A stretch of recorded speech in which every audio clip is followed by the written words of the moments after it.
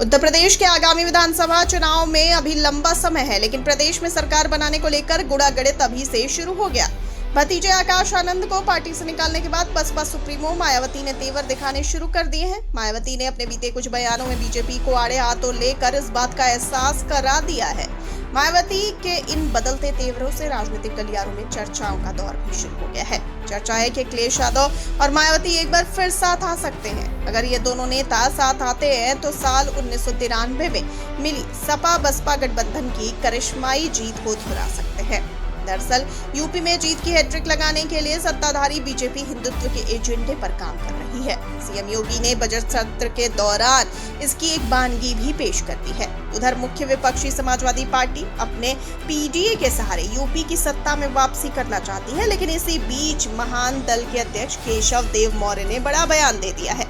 केशव देव मौर्य ने कहा कि बीजेपी से अकेले ना ही समाजवादी पार्टी जीत पाएगी और ना ही अकेले बहुजन समाज पार्टी जीत पाएगी। उन्होंने कहा कि ऐसे में बेहतर यही होगा कि सपा और बसपा दोनों मिलकर बीजेपी को सत्ता से हटाकर 2027 में सरकार बना ले। उनके इस बयान के बाद राजनीतिक गलियारों में चर्चाओं का दौर शुरू हो गया है। एक दूसरे के राजनीतिक धुर विरोधी माने जाने वाले मायावती और अखिलेश यादव मोदी को सत्ता से हटाने के लिए 2019 लोकसभा चुनाव में एक साथ आ चुके हैं।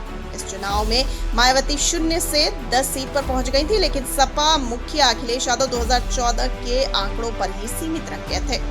हालांकि 10 सीटों का फायदा होने के बाद भी मायावती ने सपा का वोट बसपा में ट्रांसफर न होने का आरोप लगाते हुए अपने रास्ते अलग कर लिए थे। इसके बाद से पूर्व मुख्यमंत्री मायावती अक्सर बीजेपी की तुलना में सपा और कांग्रेस पर ज्यादा हमले बोलने लगी थी।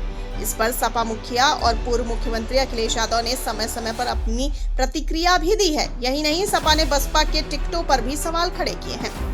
वहीं राजनीतिक जानकारों की माने तो राजनीति में कोई किसी का स्थायी दोस्त या दुश्मन नहीं होता। 1993 में गठबंधन की सरकार बनाने के बाद 95 के गेस्ट हाउस कांड के बाद मुलायम सिंह यादव और मायावती के रास्ते अलग हो गए थे, लेकिन साल बाद सपा और बसपा साथ आ गए थे। सालों 2019 के चुनाव में अखिलेश, मायावती और मुलायम सिंह यादव एक साथ मंच पर नजर आए थे। इसलिए ये कहना गलत नहीं होगा कि ये दोनों दल एक साथ नहीं आ सकते।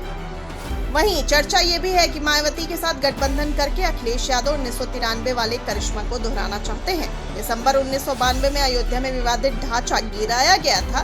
उसके ठीक बाद साल 1993 में हुए विधानसभा चुनाव में सपा और बसपा ने मिलकर सरकार बना ली थी। तब सपा संस्थापक मुलायम सिंह यादव और बसपा के संस्थापक काशीराम ने मिलकर सरकार बनाई थी।